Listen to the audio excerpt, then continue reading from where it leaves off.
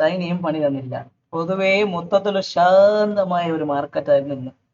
വലിയ മെച്ചമൊന്നും മാർക്കറ്റിൽ വന്നിട്ടില്ല. നിങ്ങൾ നോക്കിയായിരിക്കും, ഞാൻ പറഞ്ഞായിരുന്നു ഇന്നലത്തെ വീഡിയോയിൽ എന്താണ്, ബുള്ളിഷ് റെഫറൻസ് കട്ട് ചെയ്താൽ മാത്രമേ മാർക്കറ്റ് കയറുള്ളൂ എന്ന് ഞാനത് വ്യക്തമായിട്ട് നമ്മുടെ വീഡിയോയിൽ പറഞ്ഞിട്ടുണ്ടായിരുന്നു. മാർക്കറ്റിൽ നിന്ന് ബുള്ളിഷ് റെഫറൻസും കട്ട് ചെയ്തിട്ടില്ല, ബെയറിഷ് റെഫറൻസും കട്ട് ചെയ്തില്ല. നിഫ്റ്റി എവിടെ തുടങ്ങിയോ അവിടെ തന്നെ ഒടുങ്ങിയ അവസ്ഥയിലാണ് നമ്മുടെ മാർക്കറ്റ് ഇന്ന് ഉണ്ടായിരുന്നത്. ബാങ്ക് നിഫ്റ്റിയും സെയിം. പക്ഷെ ബാങ്ക് നിഫ്റ്റി ഒരു പി ഒ സിയുടെ ഭാഗത്ത് ഒരു മീൻ റിവേഴ്സൺ തന്നു, പക്ഷെ ബുള്ളിഷ് റെഫറൻസ് കട്ട് ചെയ്തിട്ടില്ലായിരുന്നു. അതേപോലെ നിങ്ങൾ നോക്കി അറിയാൻ പറ്റും, നിഫ്റ്റിയിൽ കൃത്യമായി മിഡ് ക്യാപ്പിൽ നോക്കി അറിയാം, മിഡ് ക്യാപ്പ് പക്ഷെ ബുള്ളിഷ് റെഫറൻസ് ഒന്ന് കട്ട് ചെയ്ത് മാത്രമേ ഉള്ളൂ. അവൻ അത് കട്ട് ചെയ്ത് എന്തുവാണ് R1 ഭാഗത്തേക്ക് ലാസ്റ്റ് മിനിറ്റിലാണ് പോയത്. തിരിച്ച് കൃത്യമായിട്ട് പറഞ്ഞ മീൻ റിവേഴ്സൺ പി ഒ സിയുടെ ഭാഗത്തേക്ക് മിഡ് ക്യാപ്പും തന്ന ഒരു കിടിലൻ ദിവസമായിരുന്നു മാർക്കറ്റിൽ ഉണ്ടായിരുന്നത്.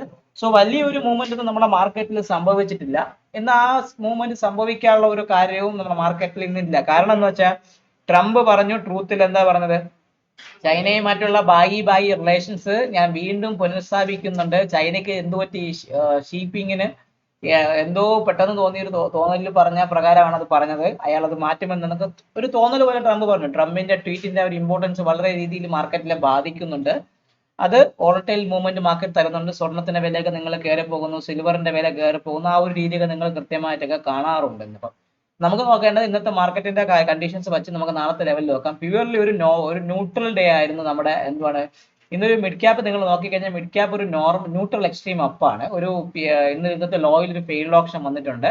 ഇന്നത്തെ പി ഒ സി നിൽക്കുന്ന 13,108 ഭാഗത്താണ് മിഡ് ക്യാപ്പിന്റെ പി ഒ സി നിൽക്കുന്നത്. അപ്പൊ നമുക്ക് ആദ്യം എന്ത് ചെയ്യാം, മിഡ് ക്യാപ്പിന്റെ പി ഒ സി ഒന്ന് മാറ്റി ചെയ്താൽ 13,108 തന്നെയാണ് നമുക്ക് പി ഒ സി നിൽക്കുന്നത്.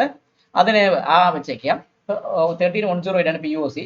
ബുള്ളിഷ് റെഫറൻസിന് ഒരു മാറ്റവും ഇല്ല. 13,190 മുകളിൽ നിൽക്കുകയാണെങ്കിൽ ഞാനൊരു ബൈ എടുക്കും. അത് തന്നെ സെയിം ആണ്. 13,190 മുകളിൽ നാളെ മാർക്കറ്റ് സസ്റ്റെയിൻ ചെയ്യുന്നെങ്കിൽ 13,244, 13,292, 13,341 വരെ ഭാഗത്തേക്ക് വരാം. താഴേക്കുള്ള ബെയറിഷ് റെഫറൻസിന് എനിക്കൊരു മാറ്റവും ഇല്ല. 13,000 താഴെയാണ് ഞാൻ സെല്ലിംഗ് എടുക്കുന്നുള്ളൂ. 12,980, 12,896, 12,858 എന്ന് പറഞ്ഞ ഭാഗത്തേക്ക് മിഡ് ക്യാപ്പ് വരാനുള്ള ചാൻസ് വളരെ കൂടുതലായിരിക്കും. ഇനി ബാങ്ക് നിഫ്റ്റി നോക്കാം. സോ ബാങ്ക് നിഫ്റ്റി നമ്മൾ നോക്കുന്ന സമയത്ത് ബാങ്ക് നിഫ്റ്റി നോക്കിക്കഴിഞ്ഞാൽ ഒരു നോർമൽ വേരിയേഷൻ അപ്ഡേ ആണ് ബാങ്ക് നിഫ്റ്റി. ഇന്ന് ബാങ്ക് നിഫ്റ്റിയിൽ അധികമുള്ള വീഴ്ചയൊന്നും ബാങ്ക് നിഫ്റ്റി ബാധിച്ചിട്ടില്ല. ഓപ്പൺ ഓപ്ഷൻ ആയിരുന്നു. നോർമൽ വേരിയേഷൻ അപ്ഡേ ആണ്. പി ഒ സി 56,592, 56,592 ഭാഗത്താണ് പി ഒ സി നിൽക്കുന്നത്. ഞാൻ ആ പി ഒ സി ഒന്ന് ചേഞ്ച് ചെയ്യുന്ന മാറ്റുന്നേ ഉള്ളൂ. 56,592 ഭാഗത്തേക്ക് ആ പി ഒ സി ഒന്ന് കൊണ്ടു താഴേക്ക് വന്നു, അത്ര മാത്രമേ ഉള്ളൂ. ബാക്കിയുള്ള അപ്പർ ലെവൽസിൽ ഒരു മാറ്റമില്ല. 56,800 മുകളിൽ ബൈ, 56,980, 57,778, 57,271 സെയിം ലെവൽ തന്നെയാണ് നിഫ്റ്റിക്ക്, ബാങ്ക് നിഫ്റ്റിക്ക് നിങ്ങൾ ഫോളോ ചെയ്യേണ്ടത്. ഇനി സെല്ലിങ്ങിനെ ഞാൻ ഒന്ന് മാറ്റി 56,272 താഴെ നമുക്ക് സെല്ലിങ് എടുക്കാം. എത്രയാണ്? 56,270, 56,272 താഴെ ബാങ്ക് നിഫ്റ്റിയിൽ ഒരു സെല്ലിങ്ങിനെ കുറിച്ച് ചിന്തിക്കാം. ഫസ്റ്റ് ടാർഗറ്റ് ഈ പി ഒ സി 56,165 ഭാഗത്തേക്ക് വരാം. 56,165 ഭാഗത്തേക്ക് വരാം.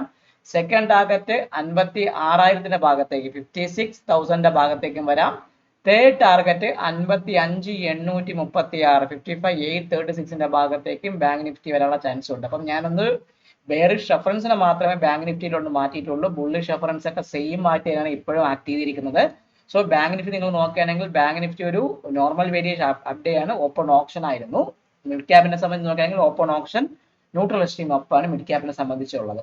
ഇനി നിഫ്റ്റി പക്ക ഒരു ബാലൻസ് എന്ന ദിവസമാണ്. കൃത്യമായിട്ട് പറയണമെങ്കിൽ ഇന്നലെ നമ്മളെ വെള്ളിയാഴ്ചത്തെ സിംഗിൾസിന്റെ അവിടെ ഒരു പ്യുവർലി ഒരു ബാലൻസ് വന്നു. ഈ ബാലൻസ് കൊണ്ട് ഉദ്ദേശിക്കുന്നതെന്ന് പറഞ്ഞാൽ അവൻ ബൈയിങ്ങിലേക്ക് നിൽക്കുന്നു. മാർക്കറ്റിൽ ഇന്നലത്തെ ബയർ ഇപ്പോഴും കിടപ്പുണ്ടെന്ന് മാത്രമേ ഉള്ളൂ. സോ 25,195 ഭാഗത്തേക്ക് നിഫ്റ്റിയുടെ ഒരു പി ഒ സി ഒന്ന് എനിക്ക് തട്ടി മാറ്റണം. അത്രയാണ് 25,195 ഭാഗത്തേക്ക് നമ്മുടെ പി ഒ സി ഒന്ന് വന്നിട്ടുണ്ട്. ഞാൻ ആ പി ഒ സി ഒന്ന് മാർക്ക് ചെയ്ത് വെച്ചു. ബുള്ളിഷ് റെഫറൻസിന് ഒരു മാറ്റവുമില്ല. 25,322 മുകളിൽ, 322 മുകളിൽ മാത്രമേ ഞാൻ അപ്പം 25,320 മുകളിൽ മാത്രമേ ഞാനൊരു ബൈയെ കുറിച്ച് ചിന്തിക്കുന്നുള്ളൂ. അത് ഫസ്റ്റ് ടാർഗറ്റ് 370, 426, 500 ഭാഗത്തേക്ക് വരാം. സെല്ലിങ്ങിന്റെ ടാർഗറ്റ് ഞാൻ ഒന്ന് മാറ്റി 25,091. ആദ്യം തന്നെ സെല്ലിംഗ് ബെയറിഷ് റെഫറൻസ് സെയിം ആണ്. 25,096 താഴെ സെല്ലിംഗ് എടുക്കാം. 25,24, 24,970, 24,900 ഭാഗത്തേക്ക് വരാം. അപ്പൊ നിഫ്റ്റിയെ സംബന്ധിച്ചും മിഡ് ക്യാപ്പിനെ സംബന്ധിച്ചും ചെറിയൊരു ഡിഫറൻസ് മാത്രമേ ഉള്ളൂ. മിഡ് ക്യാപ്പിന് ഒട്ടുമില്ല. ബാങ്ക് നിഫ്റ്റിക്ക് മാത്രം ബെയറിഷ് റെഫറൻസിന്റെ ലെവൽ മാത്രമേ സെയിം ആയിട്ടുള്ളൂ കൃത്യമായി പറയുകയാണെങ്കിൽ. സോ ട്രംപിന്റെ പണികൾ ഇനിയും തുടരും മാർക്കറ്റിൽ.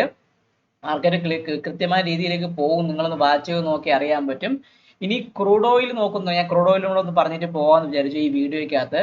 ക്രൂഡ് ഓയിൽ നിങ്ങൾ ട്രേഡ് ചെയ്യുന്നുണ്ടെങ്കിൽ ക്രൂഡ് ഓയിലിനെ സംബന്ധിച്ച് നിങ്ങൾ നോക്കിക്കഴിഞ്ഞാൽ ഞാൻ പ്രത്യേകം പറഞ്ഞായിരുന്നു ക്രൂഡ് ഓയിൽ ഈ ക്രൂഡ് ഓയിൽ ഇന്നലെ സെല്ലിംഗ് വന്ന വെള്ളിയാഴ്ചത്തെ ഈ ലോവർ ലെവലിന്റെ ഭാഗത്തേക്ക് ഒരു ബാലൻസ് ഫോർമേഷൻ ചെയ്യുന്നുണ്ട്.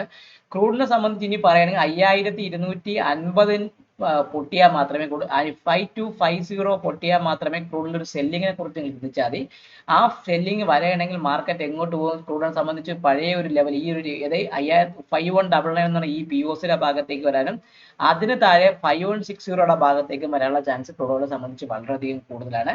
ഈ 5160 പൊട്ടുവാണെങ്കിൽ ക്രൂഡ് തിരിച്ച് പിന്നെ ഈ 5060യുടെ ഭാഗത്ത് മാത്രമേ ക്രൂഡിന് ഒരു ബുള്ളിഷ് മൊമെന്റം എനിക്ക് പ്രതീക്ഷിക്കാവുന്ന കാര്യത്തിലേക്കുള്ളൂ.